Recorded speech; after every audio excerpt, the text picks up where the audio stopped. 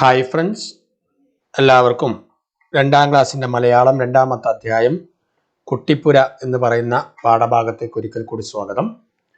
കഴിഞ്ഞ ക്ലാസ്സിൽ നമ്മൾ സാവിത്രി കുട്ടിയുടെ ഈ സ്വപ്ന വീട് വേലു ഉണ്ടാക്കി കൊണ്ടുവന്നത് കണ്ടു. അത് നമ്മളൊന്ന് വായിക്കുകയും ചെയ്തു അല്ലേ? ചെറുതായിട്ട് ഒന്ന് വായിച്ചു. ഇത് കുട്ടിപ്പുരയുടെ 2ാം ഭാഗമാണ്. ഈ 2ാം ഭാഗം എടുക്കുന്ന സമയത്ത് കുട്ടികൾ ഈ ഭാഗം നന്നായി വായിക്കാൻ ശ്രദ്ധിക്കണം. പ്രയാസപ്പെടുന്ന കുട്ടികളെ ഞാൻ മുമ്പത്തെ വീഡിയോയിൽ കാണിച്ചിട്ടുണ്ട്, എങ്ങനെയാണ് പ്രയാസപ്പെടുന്നവരെ സഹായിക്കുക എന്നുള്ളത്. ആ രീതിയിൽ സഹായിക്കാൻ വേണ്ടി രക്ഷിതാക്കളും ടീച്ചേഴ്സും ഒക്കെ ശ്രദ്ധിക്കണം. ഓക്കെ, നമുക്ക് ഈ 2ാം ഭാഗം ഒന്നുകൂടി വായിച്ചു നോക്കാം അല്ലേ? വായന നിരന്തരം നടത്തിക്കൊണ്ടിരിക്കും. ഈ വീടിൻ്റെ പ്രത്യേകതകളൊക്കെ പറയുന്ന ഈ ഭാഗം നമുക്കൊന്നുകൂടി വായിച്ചു നോക്കാം. 3.5 അടിയോളം ഉയരമുള്ള ഒരു ഒറ്റ നില കെട്ടിടം, മരം കൊണ്ടുള്ള മേൽപ്പുര, ചെഞ്ചായം തേച്ച് ഓടുമേഞ്ഞതുപോലെ ആക്കിയിട്ടുണ്ട്. മരച്ചുവരുകളിൽ വെള്ളച്ചായം, മരം കൊണ്ടുള്ള നിലത്ത് കറുത്ത ചായം. വാതിലുകളും ജനാലകളും വീട്ടിനകത്തെ കട്ടിലുകളും കസേരകളും മേശകളും നീല നിറം. ചെറിയൊരു വളപ്പിനുള്ളിലാണ് പുരയുടെ നിൽപ്പ്. ചുറ്റും മരമതിൽ, കണ്ടാൽ കരിങ്കല്ലാണെന്ന് തോന്നും. നീല നിറത്തിലുള്ള ഗേറ്റ്, ഗേറ്റിന്മേൽ പ്രസാദം എന്നൊരു ബോർഡ് തൂങ്ങുന്നു. വീടിൻ്റെ പേരാവാം.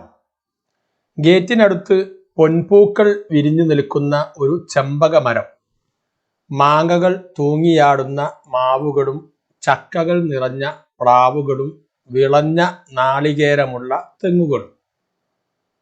വീട്ടിനകത്ത് എഴുതിക്കൊണ്ടിരിക്കുന്ന അച്ഛൻ, അടുക്കളയിൽ പണിയെടുക്കുന്ന അമ്മ, തുന്നിക്കൊണ്ടിരിക്കുന്ന ഒരു മകൾ, കട്ടിലിൽ കിടന്നു വായിക്കുന്ന മറ്റൊരു മകൾ, വീണ വായിച്ചു പാടുന്ന 3ാമത്തെ മകൾ. എല്ലാം മരം കൊണ്ടുണ്ടാക്കി ഭംഗിയിൽ ചായം തേച്ചിരിക്കുകയാണ്. കുടുംബാംഗങ്ങളുടെ നനുത്ത വസ്ത്രം പോലും നേരിയ മരച്ചീടുകളാണ്. അമ്മ കറുത്ത കരയുള്ള വെള്ളമുണ്ടും വേഷ്ടിയും അണിഞ്ഞിരിക്കുന്നു. തുന്നുന്ന മകളുടെ സാരി ചുവന്നതും ജാക്കറ്റ് വെളുത്തതും. വായിക്കുന്ന മകൾ മഞ്ഞ സാരിയും ചുവന്ന ജാക്കറ്റുമാണ് ധരിച്ചിട്ടുള്ളത്. വീണ വായിക്കുന്നവരുടെ സാരി പച്ചയും ജാക്കറ്റ് മഞ്ഞയും. സാവിത്രിക്കുട്ടി വേലുവിൻ്റെ കരവിരുത് നോക്കി മിഴിച്ചു നിന്നു. ആ വീട്ടിനകത്തേക്കു കടക്കാൻ തനിക്കു സാധിക്കുകയില്ലെന്ന കാര്യം അവൾ മറന്നുപോയി. ഓക്കെ, വായന പൂർത്തിയാക്കിയല്ലോ അല്ലേ? നിങ്ങളും കൂടെ വായിച്ചിട്ടുണ്ടാകും എന്ന് കരുതുക. ഓക്കെ, വായന കഴിഞ്ഞാൽ നമ്മൾ എന്താ ചെയ്യാറുള്ളത്? സാധാരണ വായിച്ചു കഴിഞ്ഞാൽ സാവിത്രിക്കുട്ടിയുടെ ഈ സ്വപ്ന വീട് അതിൻ്റെ 2ാം ഭാഗം വായിച്ചു കഴിഞ്ഞാൽ വായന മനസ്സിലായിട്ടുണ്ടോ, വായിച്ച കാര്യങ്ങൾ നിങ്ങൾക്ക് അറിഞ്ഞിട്ടുണ്ടോ എന്ന് നോക്കുന്നതിന് വേണ്ടി നമ്മൾ എന്ത് ചെയ്യും? കുറച്ച് ആശയഗ്രഹണ ചോദ്യങ്ങൾ ചോദിക്കും അല്ലേ? ആശയഗ്രഹണ ചോദ്യങ്ങൾ. നമുക്ക് ഈ വായിച്ച ഭാഗത്ത് നിന്നും ഈ പാഠഭാഗം മനസ്സിലാക്കിയിട്ടുണ്ടോ എന്ന് അറിയാൻ അത്തരത്തിലുള്ള കുറച്ച് ചോദ്യങ്ങൾ ചോദിച്ചാലോ? നമുക്ക് കുറച്ച് ആശയഗ്രഹണ ചോദ്യങ്ങൾ ചോദിക്കുക. നോക്കൂ, കെട്ടിടത്തിന്റെ ഉയരം എത്ര നിലയുള്ളതാണ് ഈ കെട്ടിടം? മേൽപ്പുര എങ്ങനെയുള്ളതാണ്? ഓരോ ഭാഗത്തും തേച്ചിരിക്കുന്ന ചായങ്ങൾ ഏതൊക്കെ? പുര നിൽക്കുന്നത് എവിടെ? വീടിന്റെ പേരെന്താണ്? ചുറ്റുമതിൽ എങ്ങനെയാണ്? വളപ്പിൽ അതായത് തൊടിയിൽ ഏതെല്ലാം മരങ്ങളാണ് ഉള്ളത്? അവയുടെ പ്രത്യേകതകൾ എന്തെല്ലാം? വീട്ടിനകത്ത് ആളുകളായി ആരൊക്കെയുണ്ട്? അച്ഛൻ എന്താണ് ചെയ്യുന്നത്? അമ്മ എന്ത് ചെയ്യുന്നു? കുടുംബാംഗങ്ങളുടെ വേഷങ്ങൾ എന്തൊക്കെയാണ്? അതിൽ അമ്മ അണിഞ്ഞിരിക്കുന്നത് എന്താണ്? തുന്നൽപ്പണി ചെയ്യുന്ന മകളുടെ വേഷം എന്താണ്? വായിക്കുന്ന മകൾ എന്താണ് ധരിച്ചിരിക്കുന്നത്? വീണ മീട്ടുന്ന മകളുടെ വസ്ത്രത്തെക്കുറിച്ച് എന്താണ് പറഞ്ഞിരിക്കുന്നത്? ഇത്തരം ചോദ്യങ്ങളിലൂടെ ആശയഗ്രഹണം എത്രമാത്രം നടന്നിട്ടുണ്ടെന്ന് വിലയിരുത്തുന്നു. മനസ്സിലായല്ലോ അല്ലേ? നമ്മൾ ഈ പാഠഭാഗത്തിലെ ആശയഗ്രഹണവുമായി ബന്ധപ്പെട്ട് ധാരാളം ചോദ്യങ്ങൾ ചോദിച്ചു. സൂക്ഷ്മമായ ചോദ്യങ്ങൾ തന്നെ ചോദിച്ചു. ഈ ചോദ്യങ്ങൾക്കൊക്കെ ഈ ഭാഗത്ത് നിന്നും ഉത്തരം പറയാൻ സാധിച്ചാൽ കുട്ടികൾ ഈ വായന നന്നായി നടത്തിയിട്ടുണ്ട് എന്ന് നമുക്ക് മനസ്സിലാക്കാം. അത് കഴിഞ്ഞാൽ ടെക്സ്റ്റ് പുസ്തകത്തിലെ ചോദ്യമുണ്ട്. കുട്ടിപ്പുരയുടെ ചുറ്റുമുള്ള തൊടിയിൽ എന്തൊക്കെയാണുള്ളത്? നേരത്തെ ആശയഗ്രഹണ ചോദ്യം നമ്മൾ ക്ലാസ് മൊത്തത്തിൽ ചോദിക്കുന്ന ചോദ്യങ്ങളാണ്.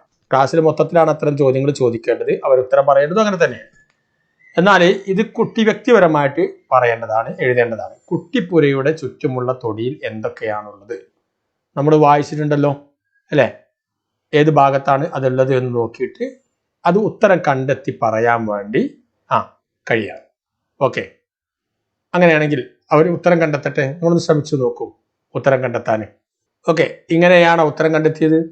കുട്ടിപ്പുരയുടെ തൊടിയിൽ ഗേറ്റിനടുത്ത് പൊൻപൂക്കൾ വിരിഞ്ഞു നിൽക്കുന്ന ചെമ്പക മരമുണ്ട്.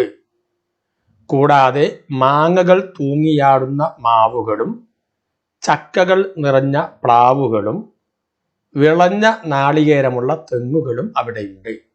ഇത്രയുമാണല്ലോ പാഠപുസ്തകത്തിൽ പറഞ്ഞിരിക്കുന്നത്. ഈ ഭാഗത്ത് പറഞ്ഞിട്ടുണ്ട് അല്ലേ? അപ്പം അത് നോക്കി നോട്ട് ബുക്കിൽ എഴുതാൻ വേണ്ടി കുട്ടികളോട് പറയണം. ഓക്കെ, ഇനി താഴേക്ക് വന്നാൽ അതിന് താഴെ എന്തൊക്കെ ചായങ്ങൾ എന്ന് പറയുന്ന പ്രവർത്തനമുണ്ട്. വീടിന്റെ ഓരോ ഭാഗത്തും തേച്ചിരിക്കുന്ന ചായങ്ങൾ ഏതൊക്കെയാണ് എഴുതൂ എന്നാണ്. മേൽപ്പുരക്ക് ചെഞ്ചായം, ചെഞ്ചായം എന്ന് പറഞ്ഞാൽ ചുവന്ന ചായം. ചുവരിന് എന്ത് ചായമാണുള്ളത്? നിലത്തിന് എന്ത് ചായമാണുള്ളത്? വാതിലിന് എന്ത് ചായമാണുള്ളത്? മറ്റ് വീടിന്റെ ഭാഗങ്ങൾക്ക് എന്തൊക്കെ ചായങ്ങളുണ്ട്? അത് നമ്മൾ എന്ത് ചെയ്യണം? ഇവിടെ എഴുതണം.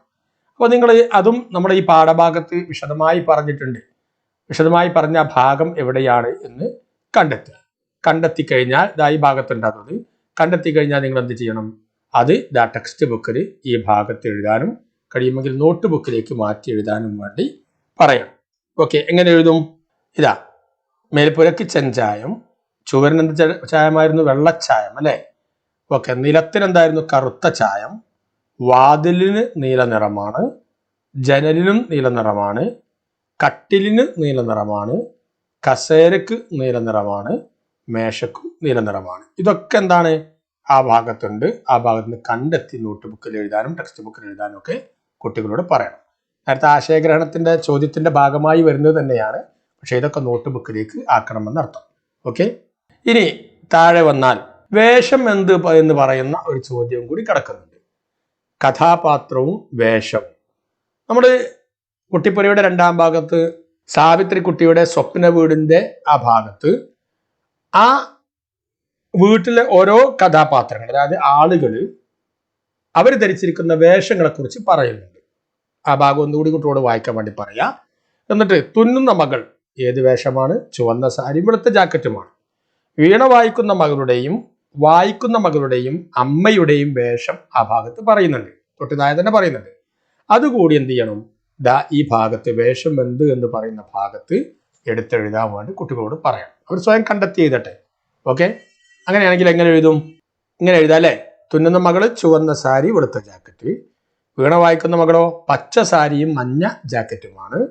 വായിക്കുന്ന മകളാകട്ടെ കറുത്ത കരയുള്ള വെള്ളമുണ്ടും വേഷ്ടിയുമാണ് ധരിച്ചിരിക്കുന്നത്. അമ്മ മഞ്ഞ സാരിയും ചുവന്ന ജാക്കറ്റുമാണ് ധരിച്ചിരിക്കുന്നത്. ഓക്കെ, ക്ലിയർ ആണെന്നല്ലേ? അപ്പം ഈ കാര്യങ്ങൾ കൂടി അവിടെ എഴുതി ചേർക്കാൻ വേണ്ടി പറയണം. അവർ എഴുതി ശരിയാണോ എന്ന് നോക്കുകയും വേണം.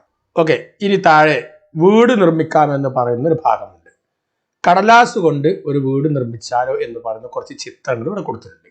നമുക്ക് ഈ ചിത്രത്തിൽ എങ്ങനെയാണ് ഒരു പേപ്പർ ഉപയോഗിച്ചിട്ട് വീട് ഉണ്ടാക്കുക എന്നുള്ളത് ഞാനൊരു നോട്ടായിട്ട് കാണിച്ചു തരാം. നമുക്കൊന്ന് വായിച്ചു നോക്കാം. ഇതാണ്. എല്ലാവർക്കും സമചതുരാകൃതിയിലുള്ള കടലാസ് നൽകണം. കടലാസിനെ രണ്ടായി മടക്കുന്നു. നിവർത്തിയ ശേഷം രണ്ടറ്റവും മധ്യഭാഗത്തെ മടക്കു വരയിലേക്ക് മടക്കുന്നു. വീണ്ടും കടലാസ് നിവർത്തി വെച്ച് ഇതേ രീതിയിൽ എതിർവശത്തേക്കും മടക്കുന്നു. ഇപ്പോൾ കടലാസിൽ 16 സമചതുരങ്ങൾ രൂപപ്പെട്ടില്ലേ? കടലാസ് രണ്ടായി മടക്കുന്നു. തുറന്ന അറ്റത്ത് 3 മടക്കുകളും പകുതി ഭാഗം വരെ ചിത്രം നോക്കിയിട്ട് ചെയ്യാവൂ. കത്രിക കൊണ്ട് മുറിക്കുക. മുറിച്ച ഏതെങ്കിലും ഒരു ഭാഗത്തെ നടുവിലുള്ള 2 ചതുരങ്ങളും ഒന്നിനു മുകളിൽ ഒന്ന് പൂർണ്ണമായും കയറി നിൽക്കുന്ന വിധം ഒട്ടിച്ച് വെക്കുക. ഇതേപോലെ എതിർവശത്തും ചെയ്യുക. ഇനി ഓരോ വശത്തും ബാക്കി നിൽക്കുന്ന 2 ചതുരങ്ങളും നേരെ നിൽക്കും വിധം ഒട്ടിക്കുക. അത് ചിത്രം നോക്കണം. മേൽക്കൂര പുറത്തു തള്ളി നിൽക്കുന്ന വലുപ്പത്തിൽ മുറിച്ചെടുത്ത കടലാസ്, അതായത് നിറമുള്ളത്, ഒട്ടിക്കുക. ഒരു നിറം കൊടുക്കണം ആ കടലാസിന്. വാതിൽ, ജനൽ എന്നിവ നിറമുള്ള കടലാസ് മുറിച്ചെടുത്ത് ഒട്ടിച്ച് ഭംഗിയാക്കാം. വരച്ച് ചേർക്കുകയും ചെയ്യാം. 2 രീതിയിലും ആകാം. അതാണ് നമ്മൾ ഈ കണ്ടതൊക്കെ. ഈ ചിത്രങ്ങളൊക്കെ നോക്കിയതിന് ശേഷമാണ് ചെയ്യേണ്ടത്. അങ്ങനെ ആകുമ്പോൾ നമുക്ക് എന്ത് കിട്ടും? ഇത്തരത്തിലുള്ള കളിവീട് ഉണ്ടാക്കാൻ വേണ്ടി സാധിക്കും. അപ്പോൾ കൂട്ടുകാരെ, ഇന്ന് നമ്മൾ ഈ ഭാഗത്തെ കളിവീട് നിർമ്മാണവും നമ്മുടെ ആ പാഠഭാഗത്തെ കഥാപാത്രങ്ങളുടെ വേഷവും അതുപോലെ തന്നെ ഏതൊക്കെ ചായങ്ങളാണ് വീടിന് പൂശിയിട്ടുള്ളത് എന്നും കുട്ടിപ്പുരയുടെ തൊടിയിൽ എന്തൊക്കെയാണ് ഉള്ളത് എന്നാണ് നമ്മൾ എഴുതിയത്. അതുപോലെ തന്നെ നമ്മൾ ആശയഗ്രഹണ ചോദ്യങ്ങൾ ധാരാളമായിട്ട് ചോദിച്ചു. ആശയം ഗ്രഹിച്ച് നമ്മൾ ഉറപ്പുവരുത്തുകയും ചെയ്തു. കൂട്ടുകാർക്ക് ഇന്നത്തെ ക്ലാസ് മനസ്സിലായിട്ടുണ്ടാകുമെന്ന് കരുതുകയാണ്. നിങ്ങൾക്ക് ഈ കുട്ടിപ്പുര എന്ന പാഠഭാഗത്തിന്റെ കഴിഞ്ഞ ഭാഗങ്ങളും അതുപോലെ തന്നെ കഴിഞ്ഞ ഒന്നാമത്തെ എൻ്റെ കേരളം എന്ന് പറയുന്ന പാഠഭാഗത്തിന്റെ ഒക്കെ വീഡിയോ ലഭിക്കണമെങ്കിൽ യൂട്യൂബ് ഓപ്പൺ ആക്കിയതിനു ശേഷം പ്രൈമറി സ്കൂൾ ചാനൽ എന്ന് ടൈപ്പ് ചെയ്യുക. എന്നിട്ട് സെർച്ച് കൊടുക്കുക. അങ്ങനെ സെർച്ച് കൊടുത്താൽ ചാനൽ തുറന്നു വരും. ചാനലിൽ പ്ലേലിസ്റ്റ് എന്നതിൽ ക്ലിക്ക് ചെയ്താൽ എല്ലാ ക്ലാസ്സിൻ്റെയും 1 to 4 വരെയുള്ള എല്ലാ ക്ലാസ്സിൻ്റെയും വീഡിയോസുകൾ കൃത്യമായി ഇംഗ്ലീഷ് മീഡിയം, മലയാളം മീഡിയം തിരിച്ചു കൊടുത്തിട്ടുണ്ട്. വ്യൂ ഫുൾ പ്ലേലിസ്റ്റ് എന്നതിൽ ക്ലിക്ക് ചെയ്താൽ നിങ്ങൾക്ക് ആ ക്ലാസ്സിൻ്റെ മുഴുവൻ വീഡിയോകളും ലഭിക്കും. അതുപോലെ തന്നെ പഠനത്തിൽ പ്രയാസം നേരിടുന്ന കുട്ടികൾക്ക് നിങ്ങൾക്ക് ഇൻഡിവിജ്വൽ വ്യക്തിപരമായിട്ട് ട്യൂഷൻ വേണമെന്നുണ്ടെങ്കിൽ കേരളത്തിലെ എല്ലാ ഭാഗത്തും കുട്ടികൾക്ക് ഒരു ടീച്ചർ എന്നുള്ള നിലയ്ക്ക്, ഒരു കുട്ടിക്കൊരു ടീച്ചർ എന്നുള്ള നിലയ്ക്ക് ട്യൂഷൻ കൊടുക്കുന്നുണ്ട്. 1 മുതൽ 12 വരെയുള്ള ക്ലാസ്സുകൾ കൊടുക്കുന്നുണ്ട്. അത് നിങ്ങൾ കോൺടാക്ട് ചെയ്യുന്ന നമ്പർ ഇതാണ് 8547679149. ഈ നമ്പറിൽ നിങ്ങൾ വാട്സാപ്പ് ചെയ്യുകയോ കോൾ ചെയ്യുകയോ ചെയ്താൽ അവർ നിങ്ങളെ തിരിച്ചു വിളിക്കും. എന്നിട്ട് വിശദ വിവരങ്ങൾ സംസാരിക്കും. ഓക്കെ, കുട്ടികൾക്ക് പ്രത്യേക ശ്രദ്ധ കൊടുക്കണമെന്നുള്ളവർക്ക് ഈ കോൺടാക്ട് നമ്പറിൽ ബന്ധപ്പെട്ട് ആ സൗകര്യം നേടാവുന്നതാണ്. ഓക്കെ കൂട്ടുകാരെ, നിങ്ങൾക്ക് ഇന്നത്തെ വീഡിയോ ഇഷ്ടപ്പെട്ടെങ്കിൽ നിങ്ങൾ ലൈക്ക് ചെയ്യുക, പരമാവധി ഷെയർ ചെയ്യുക. പുതിയ വീഡിയോയുമായി നമുക്ക് വീണ്ടും കാണാം. അതുവരെ ബൈ.